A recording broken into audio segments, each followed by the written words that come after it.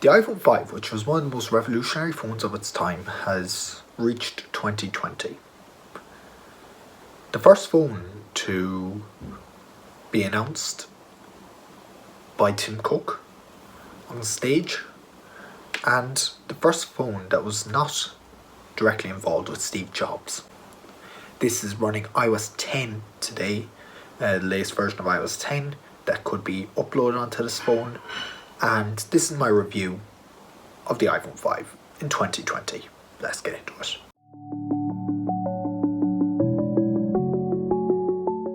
So the build quality of iPhone 5, it's very similar to iPhone SE.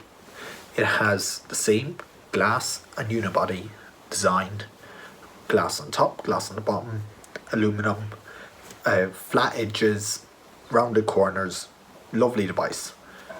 The iPhone SE from 2016 still used that form factor up until recently, and it is amazing just to hold in your hand. I absolutely love it.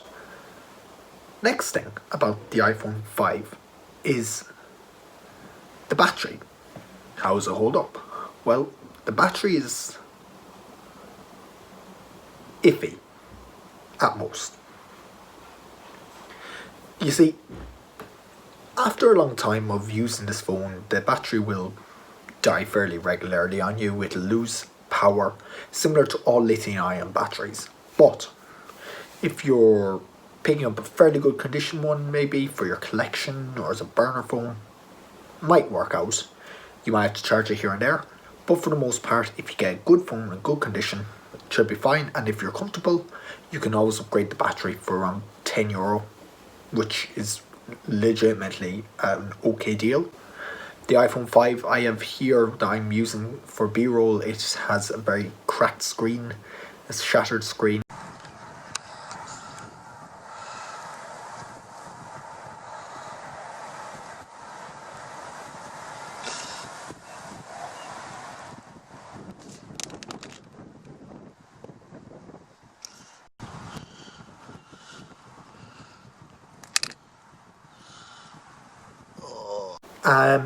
So this next experience, the software compatibility.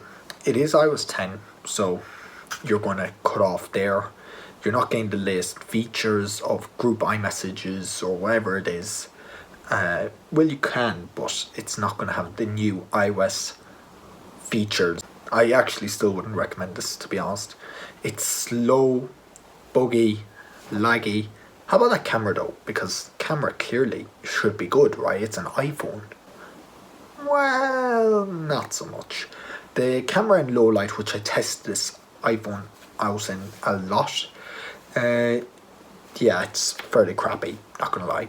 The experience you get just swiping through the camera modes, it's grand. The camera is still pretty much the same interface as it is now with iPhone 10, which I'm recording this with, so you're not really getting anything special out of it. But what you are getting out of it is 720p video, 1080p 30. It's not really the best. Now granted, my unit is fairly screwed up. I couldn't take selfies on it because of the shattered glass, the exposed camera module got screwed up. But what I'm thinking is, it is fine enough for a Snapchat selfie. It'll get the job done, but it's going to be nowhere near one of the modern phones with a 7 megapixel front facing camera or whatever it is. It still uses Lightning, which, take it as you might, Lightning is still actually fairly decent. We still use it on today's iPhones. The 11 Pro series still use it, but it does not have wireless charging, obviously, and it has a headphone jack.